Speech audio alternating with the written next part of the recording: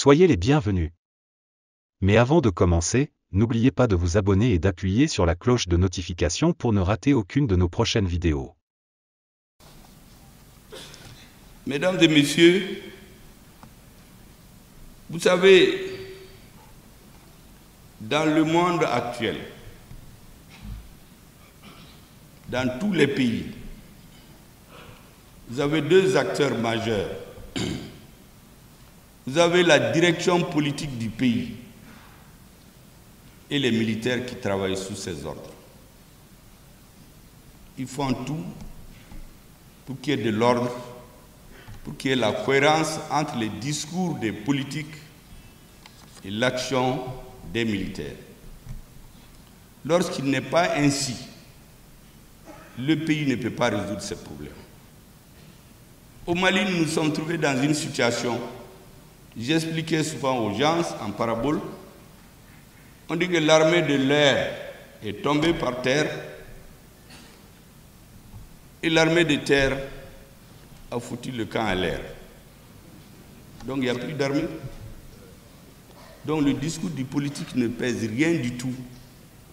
Je l'ai toujours dit, un discours politique qui n'est pas adossé à une armée forte, c'est une feuille volante.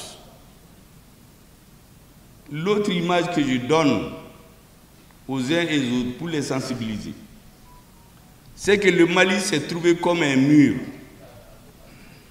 qui risque de tomber. Tout le monde a baissé les bras. Contre sur l'extérieur, les militaires sont venus tenir par les mains le mur pour qu'il ne tombe pas. Donc le Mali. Ils avaient le choix, il y avait des gens derrière eux qui se moquaient, qui tirent son pantalon par le bas. Soit il laisse le mur, il tient son pantalon, ou il tient le mur pour qu'il ne tombe pas, quitte à ce qu'on enlève le pantalon et se moquer de lui. Et les militaires maliens ont décidé de tenir le mur et laisser les autres enlever le pantalon. Ils se sont mis à se moquer de l'armée. Au Mali, il n'y a pas de militaires, ils sont bons pour les coups d'État et les défilés. Au Mali, quand ils tirent, les militaires fuient. On va dans les organisations internationales, devant les parlements ou les sénats d'autres pays, on se moque de l'armée, ils vous applaudissent. Mais les uns et les autres ne comprennent pas. Tout ça, c'est pour travailler notre cerveau et créer chez nous le complexe d'infériorité, pour nous faire comprendre qu'on ne peut pas résoudre nos problèmes sans les autres. Or, tous ceux qui comptent sur l'extérieur uniquement pour résoudre leurs problèmes, ils ne pourront jamais avancer. Vous savez, dans le cadre de la sécurisation du Nord, il y a eu les événements malheureux de Gao, Bamba, Tombouctou et Bourem. Mais en réalité, tous ceux qui ont parlé, vous avez écouté les messages. Tantôt, c'est le représentant de la CEMA qui fait un message. Tantôt, c'est le GINIM, le GICM. Tantôt, c'est ce qu'ils appellent le CSP. On se demande qui est au centre. En vérité, tout ça, c'est de la poudre aux yeux. Le Mali est en lutte contre les groupes terroristes et leurs sponsors qui sont déterminés à nous faire regretter pourquoi nous avons demandé le départ de la MINUSMA et que nous ne prendrons pas les bases maliennes. Tout le reste, c'est de la poudre aux yeux. C'est pour nous manipuler. Ces bases, nous allons les prendre. Le tournant de Bair n'a pas été digéré par les groupes terroristes et leurs sponsors étrangers. Ils ont commencé avec les soutiens locaux à intoxiquer l'opinion, à paniquer les uns et les autres. Parce que nous sommes un pays où les gens ne sont pas habitués à la guerre. Il faut que les Maliens s'organisent et s'habituent désormais à défendre leur pays. Et vous entendez les gens, À Tombouctou, les villages, les camions s'embourbaient, mais maintenant, c'est un camion s'embourbe, on dit que c'est parce que l'armée n'est pas là. Il y avait les engins explosifs improvisés. Maintenant, quand ils sortent, on dit que parce que l'armée n'est pas là.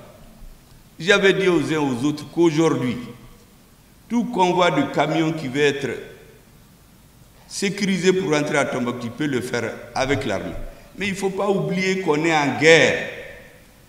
Donc les choses ne peuvent pas être faciles comme avant. Il faut intégrer cette donne-là. Et cette guerre, elle est non seulement physique, mais elle est communicationnelle. Il s'agit d'amener les gens à la fragilité intellectuelle, morale, pour pouvoir les dominer. Pendant qu'on réglait cette question, ceux qui n'ont pas digéré la perte de Ber, ils ont fait ce que vous savez, à Tombouctou, à Goundam. Dès que les gens ont pris le camp, certains se sont mis à faire des tweets pour dire qu'ils ont pris le camp. Quand l'armée a riposté, je vous parlais tout de suite de l'armée de l'air, un vaste pays comme nous, toute personne qui le dépossède de son armée de l'air travaille contre lui. Or, c'est ce qui avait été fait avant. Tout a été fait pour que nous n'ayons pas de vecteurs aériens. Et il s'est trouvé des hommes ici qui détournaient les fonds destinés à acheter des vecteurs aériens pour les mettre là où nous savons. Et nous avons décidé, depuis la rectification, sous la haute conduite du président de la transition, du ministre de la Défense, avec l'accompagnement du CNT, à restaurer l'outil de défense du Mali, à restaurer notre armée de l'air. Et c'est elle qui a fait la différence hier. Je ne reviens pas sur les commentaires.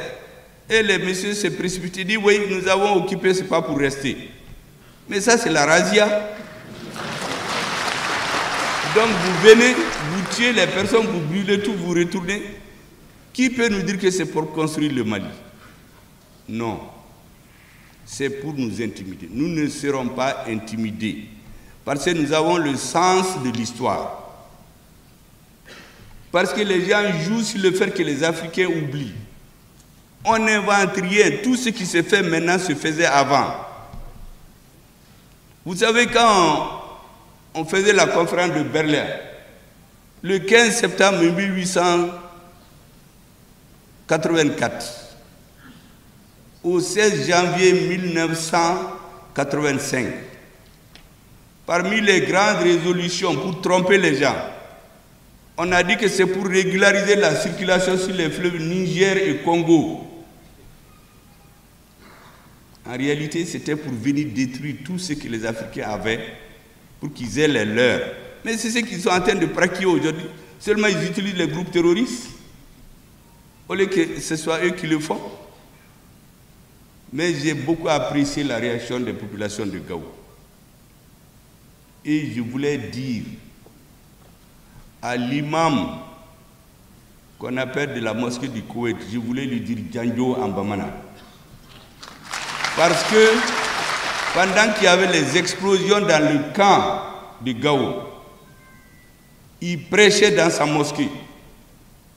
Il remontait le moral des populations de Gao qui ne vont jamais faillir. Et il disait aux terroristes que 2023 n'est pas 2012 et qu'ils les trouveront des pieds fermes à Gao. Donc, au lieu de démoraliser les populations, elles se sont réorganisées. Et je voudrais lancer un appel à ces populations d'être soudées. Ceux qui sont morts, ils sont morts pour le Mali.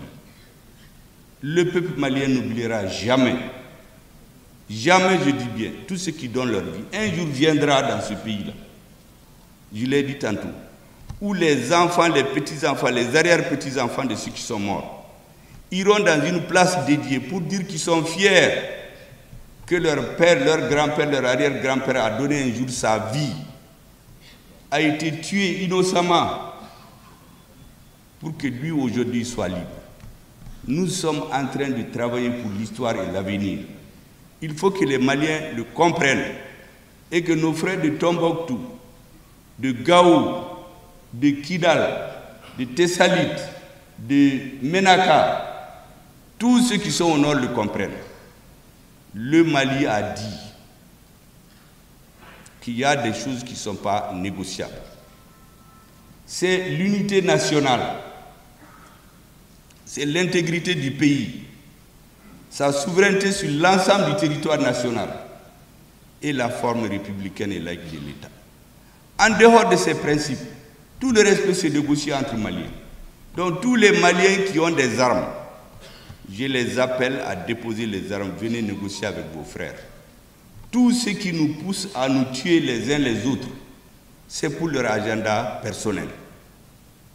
L'autre chose que je voudrais dire aux Maliens, ne tombez jamais dans la provocation. Vous savez, la colère est toujours une mauvaise conseillère. Ne tombez pas dans les erreurs du passé. Ne vous en prenez à personne de nos frères arabes de Touareg. Ils sont maliens à part entière. Un Bamana est chez lui à Kidal. Un Touareg est chez lui à Bamako et à Kaï. Tous les Touaregs, tous les Arabes ne sont pas terroristes. Tous les terroristes ne sont pas Arabes ni Touaregs. J'ai dit la même chose concernant les Peuls.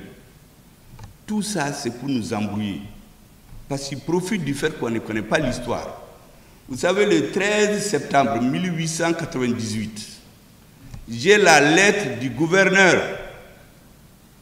L'instruction a été donnée de détruire tous les Maliens à peau blanche, les Soudanais, les Touaregs et les Arabes. Empoisonner les puits, les champs, les tuer. Et un officier disait qu'un jour l'aviation viendra, ils pourront les éliminer tous. Ce jour-là, ces moments-là, qui les cachait, c'était les Songouis. Ils mélangeaient les animaux des Touaregs à leurs animaux. Ils les cachaient dans leurs moustiquaires. Moi, j'ai des grands-parents qui sont morts en Guinée, d'autres à Gorée. Ils ont prié leurs 15 ans. Au retour, on les a enterrés ici à Bamako. D'autres sont rentrés. Quelle était leur faute? Ils cachaient leurs frères. Quand ces mêmes messieurs, moi j'ai ces lettres-là, quand ces mêmes messieurs viennent dire aujourd'hui à des jeunes 100 ans après qu'ils viennent, ils sont leurs amis, ils ne sont l'ami de personne, ils sont l'ami de leurs intérêts. Il ne faut donc pas tomber dans la provocation. Je dis donc aux populations de Gao, de Tombouctou, du Mali. Le Mali, c'est pour les Touaregs, c'est pour les Bamana, c'est pour les Soraïs, c'est pour les Arabes. Ne tombez pas dans la provocation. Dès qu'une personne va être blessée, vous allez entendre, on va l'amplifier pour dire qu'on a éliminé tous ceux qui sont blancs chez nous. Parce qu'on veut une guerre ethnique. Vous savez, la religion et l'ethnie, quand on les touche, l'homme perd la raison. Quand on vous dit qu'on a tué votre frère à cause de sa religion ou son ethnie, vous avez tendance à vous venger. J'en appelle donc aux Maliens à ne pas tomber dans leur provocation. Les discours changent. Les acteurs changent. C'est ça, c'est ma, Jinim, ça ne change rien. La réalité, c'est les groupes terroristes. Et nous allons les combattre. Parce qu'il ne sert à rien de reculer. Et ceux d'entre eux qui sont des Maliens, qui veulent la paix, ils viennent, on négocie. Je viens de vous dire ce qui n'est pas négociable au Mali. Le reste, que les gens soient endoctrinés, embobinés, manipulés, tout le monde tombe dans ce piège. Parce que souvent, les gens n'ont pas le sens de l'histoire. Je viens de vous en donner un exemple. Il y en a à floraison. Comment on a essayé de nous diviser par le passé. Même s'ils arrivent à créer un État au nord, ils vont aller diviser les Touaregs et les Arabes entre eux. Qui est bien, qui a le grand-père qui était leur arrière, il n'y aura jamais la paix. Parce que pendant qu'il y a la guerre, et ils vont faire les exploitations. C'est ce qui se fait dans certains pays.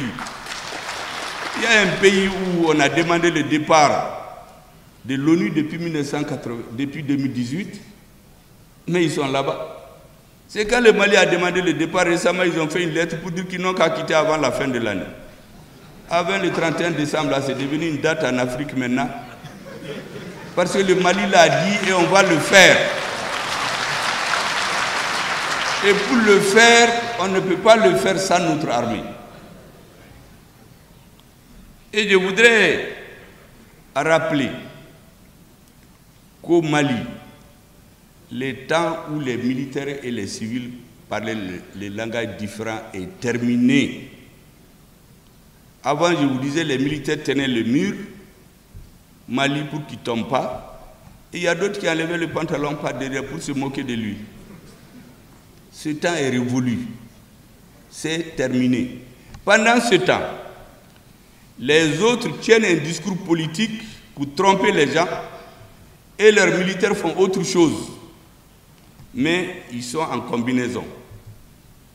Vous savez, le commandant en chef de Barkhane, qu'est-ce qu'il a dit en novembre 2018? Il a fait un point de presse à la maison de la presse. Il dit qu'ils savent que certains des groupes qui sont avec le Mali, ils sont la nuit avec les terroristes et les jours ils sont avec le Mali. C'est lui qui le dit, le commandant en chef de Barkhane. C'est lui qui était là pour organiser la division du Mali. Il écrit ses mémoires maintenant. Comment ils ont divisé le Mali, comment ils ont manipulé les Maliens pour les diviser. Moi j'ai lu ses mémoires récemment. Ils ne vont tromper personne. Parce qu'eux, ils tiennent un discours, leurs militaires font autre chose, la nuit ils se voient pour coordonner. Qu'est-ce qui nous a été dit? Moi je vais leur répondre au tic au tac, je l'ai dit très bien. Nos militaires ne parlent pas, ils font leur travail. Mais on sait ce qu'ils veulent. Il n'y aura pas de contradiction entre nos militaires et les civils, comme ils ont l'habitude de le faire. On débourse l'argent pour acheter des avions pour les militaires. Ils s'entendent avec des civils qui prennent l'argent, ils vont déposer ça dans les banques chez eux. Ils construisent des maisons dans les pays de la sous-région. Et l'armée en tient toujours de tenir le mur. Et c'est ce même monsieur qui tire le pantalon, il se moque du militaire. Ce temps-là est révolu. Maintenant, on va parler le même langage. Quand on a mené Serval, pourquoi je vous le dis? Parce que la semaine passée, la ministre française, la première ministre, elle a été tenir un discours à l'école militaire stratégique pour expliquer que c'est à cause de leur départ qu'il y a ce qui s'est fait au Mali, entre autres. Comme s'il y a eu l'attaque du bateau parce qu'ils sont partis. Vous voyez comment on manipule les idées? Ça n'a rien à voir. Parce qu'il y a des sponsors des terroristes. C'est une façon de les sponsoriser intellectuellement. Mais les militaires qui meurent ici, les militaires de leur pays, moi je suis toutes les cérémonies d'enterrement. Il n'a jamais été dit là-bas, dans les discours officiels, qu'ils sont morts pour le Mali. On dit toujours ils sont morts pour la France. C'est ce qu'ils ont tous. Allez-y visionner toutes les cérémonies d'enterrement aux Invalides. Personne n'entend là-bas parler du Mali. Mais sur les radios et les gens pour les manipuler, on nous dit que c'est pour le Mali. Ce n'est pas vrai. Ils viennent défendre leurs intérêts. Pour nous manipuler, quand Barkhane est venu au Serval, Hollande dit, et ce que j'ai dit là c'est authentique, il dit qu'ils sont venus pour détruire le terrorisme, qu'ils sont venus pour aider à faire l'intégrité territoriale du Mali, qui sont revenus pour appliquer les résolutions des Nations Unies. Mais aujourd'hui ce n'est pas ça. Aujourd'hui la première ministre va et dit que c'est parce qu'ils sont partis qu'il y a ces attentes. Est-ce que vous avez entendu ces pays qui disent qu'ils sont amis du Mali, ces organisations internationales qui parlent des droits de l'homme, est-ce que vous les avez entendus après Tombouctou, Gao, Gundam, est-ce que vous les avez entendus faire un communiqué? Mais ils sont pressés de venir dire que l'armée a fait ceci, l'armée a fait cela. Mais où sont les organisations de droits de l'homme qui nous accusent? Où est-ce qu'elles sont? Il faut qu'on comprenne. Personne ne viendra faire notre pays à notre place. C'est ce que je voudrais vraiment rappeler aux Maliens. Il ne faut jamais céder à cette manipulation. Et aussi longtemps que les dirigeants vont essayer de manipuler nos Maliens par le passé, on ne l'acceptera pas. Nous allons leur répondre du tic au tac. Je dis donc à cette première ministre-là qu'elle économise ses phrases en ce qui concerne le Mali. Nous ne sommes pas concernés. Aujourd'hui, ce n'est pas comme hier, nous parlons le même langage avec nos militaires. Nous ne sommes pas de ces gens-là. L'équipe qui dirige, quand je dis nous, la haute hiérarchie militaire, les politiques, le président et son gouvernement, le Conseil national de transition, ce n'est pas ceux-là qui tirent le pantalon pendant que l'armée tient le mur. Ils vont serrer son pantalon et l'aider à tenir le mur. C'est ça le rôle aujourd'hui. Il faut que Madame la Première ministre le comprenne et le dise à son président, qui dit que sans eux, le Mali n'aurait pas existé. Sans les Noirs, la France n'aurait pas existé. Je l'ai dit, en 1944, la capitale de la France libre, ce n'est pas Paris, c'était Brazzaville. 1944. Il faut que cette histoire-là, les Africains la connaissent. Ils essaient de nous manipuler pour créer chez nous un complexe d'infériorité.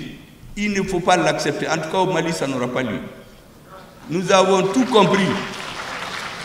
Les Maliens du Nord, du Sud, les Blancs, les Noirs, les Métis, tout le monde a tout compris maintenant.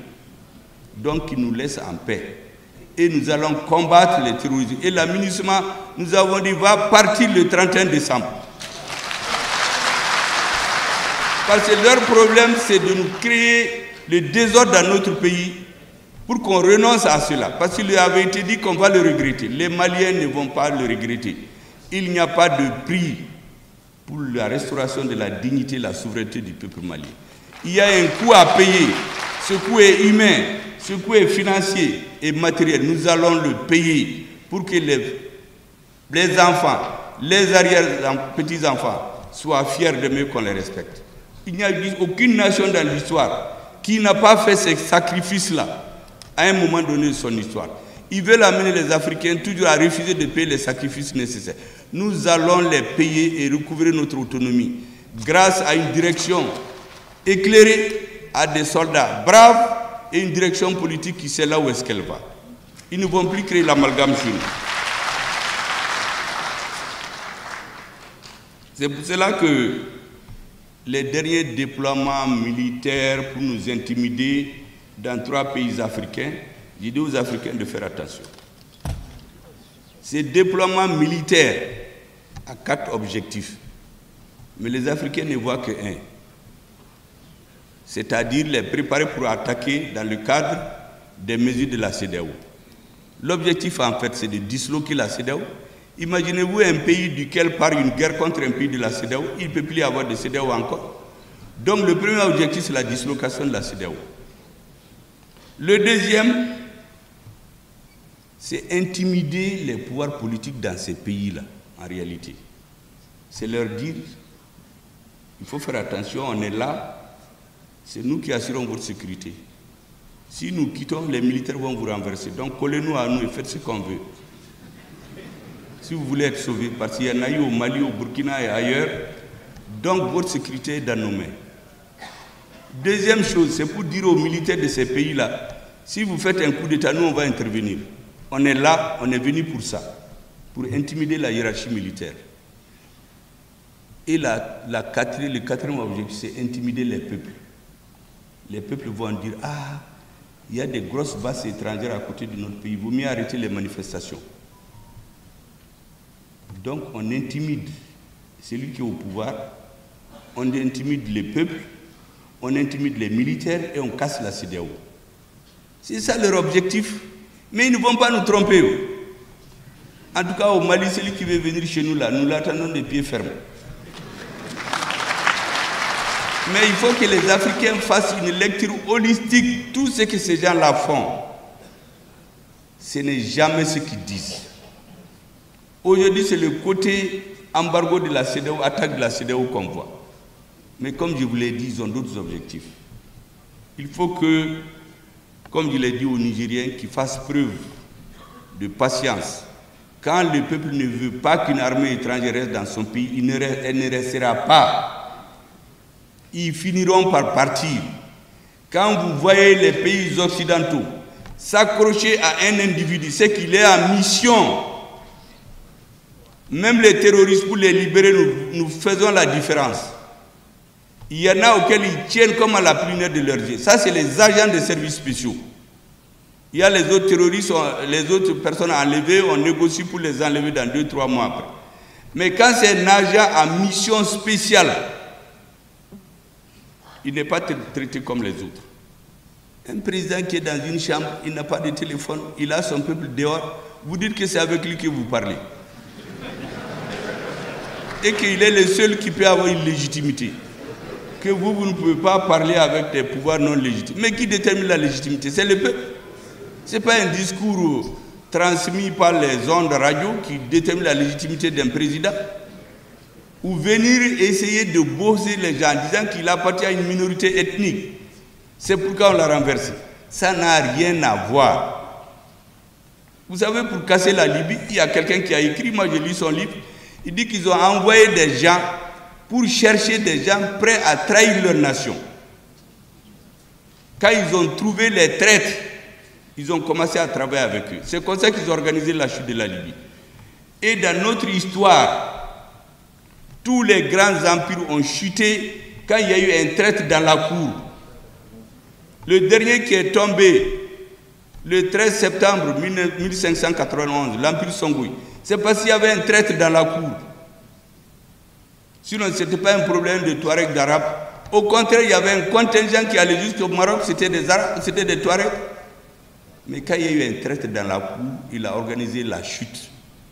Donc on cherche des dirigeants traîtres, des hommes politiques traîtres, des gens qui trompent leur pays. Ils tiennent un discours, ils font autre chose. Ils sabotent leur armée, ils démoralisent les militaires. Et personne ne peut devenir militaire. Moi j'étais au Président aujourd'hui, je leur ai dit que bientôt il y aura un surplus, un surcroît de candidats là-bas. Parce que tous les jeunes veulent être militaires, maintenant ils sont fiers de leur armée. Mais hier, c'est les hommes politiques qui sabotaient l'armée. Nous avons dépassé cela. Et enfin, je voudrais, du fond du cœur, remercier vraiment la Fédération de Russie. À l'heure actuelle, c'est notre allié stratégique dans les circonstances difficiles. Souvent, même les Africains ne nous soutiennent pas. La Russie nous soutient. Nous avons levé l'embargo, le soutien. La Russie nous a fait un soutien multiforme. Le soutien à la levée du régime des sanctions récemment. C'est le veto de la Russie qui a permis de le lever. Et il y a beaucoup de Maliens, dont des Touaregs, des Arabes, qui avaient refusé de faire le jeu de certains pays. On a tout fait pour les inscrire sur ce régime de sanctions. Ce régime-là a foutu le camp à l'air maintenant. Et ces citoyens doivent cela à l'État malien. Le président de la transition a parlé en personne avec le président Poutine. Personne ne va nous sanctionner ici. Pourtant, ils n'ont pas dit que c'est des hommes de couleur. Les gens qu'ils ont sanctionnés au Mali, il y en a, ce sont des Arabes, d'autres c'est des Touaregs. Ils ont fait pourquoi? Parce qu'ils ont refusé de faire leur jeu. S'ils avaient fait leur jeu là, ils n'allaient pas les mettre sur cette liste-là. Nous devons comprendre. Nous sommes les mêmes. Il n'y a pas de politique qui vaille en dehors des intérêts de la population. Si vraiment notre peuple comprend ça, c'est l'essentiel. Tout le reste, nous allons perdre des batailles encore, parce que la guerre n'est pas finie. Mais nous gagnerons la guerre. Parce que notre combat est juste. Parce que notre peuple est déterminé. Parce qu'il se tient debout comme un homme. Parce que notre armée est requinquée à bloc aujourd'hui. Parce que les Maliens ont le sens de l'histoire. Si quelques-uns n'en ont pas, ceux qui en ont vont le leur donner et ils vont se lever comme un seul homme. Et personne ne va nous tromper. Je demande donc aux populations du Nord beaucoup de résilience, beaucoup de compréhension. Tout discours qui tend à diviser les Maliens fait le jeu des terroristes. Il y a beaucoup d'enjeux. Aujourd'hui, la guerre n'est pas seulement physique, elle est communicationnelle. C'est une guerre d'intelligence, mais aussi de courage. Dans l'histoire, aussi longtemps que vous remontez, les peuples qui gagnent les guerres, c'est les peuples qui se battent pour leurs droits et qui n'ont jamais cédé. Ceux qui refusent de céder et qui ont raison, ceux qui vont gagner. C'est pourquoi le peuple malien ne cédera pas, l'armée ne cédera pas, les politiques ne céderont pas et le peuple va gagner cette guerre-là. Vraiment, je vous remercie, c'est ce que je voulais dire avant de continuer. Et donc, pour terminer, Je voudrais réitérer mes remerciements à tous nos partenaires techniques et financiers. Le gouvernement du Mali vous invite à vous faire l'écho dans vos pays et institutions respectifs de l'engagement de l'État du Mali pour la coopération internationale, respectueuse de la souveraineté du Mali, de l'indépendance, de la justice, de la solidarité, de la paix et de la prospérité de notre nation et des autres nations. C'est sur cette note d'optimisme que je déclare ouvert les travaux des États généraux sur l'entretien routier. Et félicitations à Madame le ministre. J'ai plus de 5 cérémonies dans la journée d'aujourd'hui, mais j'ai dit qu'on ne peut pas la laisser seule. Parce qu'après l'accident du bateau, elle était malheureuse. Elle se sentait elle-même coupable parce qu'elle a perdu ses hommes. Je lui dis que ces hommes ne sont pas perdus pour elle. Ils sont perdus pour le Mali. Inch'Allah, on parlera d'eux un jour. Ne perdons pas la mémoire, ne faisons pas comme ailleurs. Là-bas, un soldat meurt, on nous dit son nom. Ici, 1000 meurent, on ouvre une fosse commune, on les enterre, on oublie. On n'oubliera personne. Et nous allons être à vos côtés. Je voudrais dire à tous les agents de transport du courage. Faites en sorte qu'on commence à résoudre nos problèmes définitivement. Ne comptons plus sur quelqu'un pour venir les résoudre. C'est ce que je tenais à venir lui dire, à vous dire avant d'aller à une autre cérémonie, parce que comme j'en ai beaucoup aujourd'hui. Mais le soutien moral aujourd'hui, plus qu'hier, les Maliens en ont besoin. Parce qu'ils ont besoin en bloc d'être derrière l'armée. Les militaires ont besoin du soutien des Maliens. J'ai vu l'autre jour une conférence des femmes qui disent qu'elles vont soutenir l'armée, que toutes les femmes maliennes se lèvent, tous les enfants, que nous laissons les contradictions politiques. Vous savez, en France, l'autre jour, le président a réuni toute la classe politique. Ils se sont entendus sur une chose. Vous savez, la politique extérieure. C'est quoi? C'est concernant le Mali et les autres pays, de ne plus critiquer le président, de les laisser. Maintenant, les différences là, ils attendent les élections ou sur les problèmes internes. Pourquoi chez nous, les gens ne sont pas capables de faire ça? Parce que certains, quand ils ne sont pas contents d'un pouvoir, ils sont prêts à pactiser avec l'ennemi pour faire tomber ce pouvoir. On n'a jamais le bonheur quand on fait ça. On se met à la merci des autres. Donc j'invite mes compatriotes dont j'ai lu les déclarations dans la presse, et globalement, les déclarations sont positives, à comprendre qu'aujourd'hui, ce qui se joue, ce n'est pas pour ce gouvernement, ce n'est pas pour Assimi Goïta, ce n'est pas pour Malick Diaw, encore moins pour le Premier ministre. C'est le destin du Mali qui se joue. Et ça, nous allons le jouer pleinement et le gagner, comme je vous l'ai dit. Merci beaucoup. Voilà, c'est tout pour cette vidéo. Si elle vous a plu, n'oubliez pas de mettre un like et de vous abonner si ce n'est pas encore fait. Sur ce, merci et à très bientôt.